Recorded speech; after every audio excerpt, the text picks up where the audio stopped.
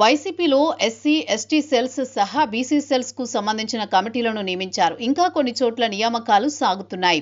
రాష్ట్రాన్ని పార్టీ పరంగా 5 జోన్లుగా విభజించి కొన్ని సెల్స్ కు 6 నుంచి 8 జోన్లుగా కూడా విభజించి కమిటీలను ఏర్పాటు చేస్తున్నారు. వీరిలో కొత్త వారికి అవకాశం కల్పిస్తున్నారు.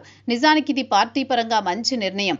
గతంలో పార్టీ కోసం పనిచేసిన వారికి ఇప్పుడు ఛాన్స్ ఇవ్వడం ద్వారా జగన్ వారి అభిమానాన్ని పొందుతున్నారు. అయితే అసలు కథ ఇక్కడే ప్రారంభమవుతోంది. కొత్తగా ఏర్పాటు చేస్తున్న ఈ కమిటీలకు బాధ్యతలు ఇవ్వలేదు. అంతేకాదు వారికి పార్టీ కార్యాలయాల్లో ప్రత్యేక రూమ్లు ఏర్పాటు చేయాలన్న ప్రతిపాదనను కూడా అధిష్టానం అంగీకరించలేదు.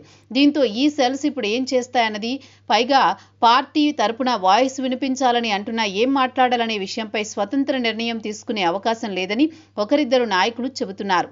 పార్టీలో ఎప్పుడు ఏం చెబుతారో, ఎప్పుడు ఎలాంటి వ్యూహాలు మారుతాయో చెప్పడం కష్టం. అందుకే ఏం మాట్లాడాలన్నా ఇబ్బంది అవుతోంది. పదవులు ఇస్తున్నారు, కానీ ఆ మొక్కుబడిగా ఉంటున్నాయి. ప్రభుత్వ పాలసీలపై ఏం చెప్పాలన్నా ఇబ్బందిగా ఉంది. అధినాయకుడు కొన్ని విషయాలు పాజిటివ్గా తీసుకుంటారు, మరికొన్ని నెగిటివ్ అవుతున్నాయి.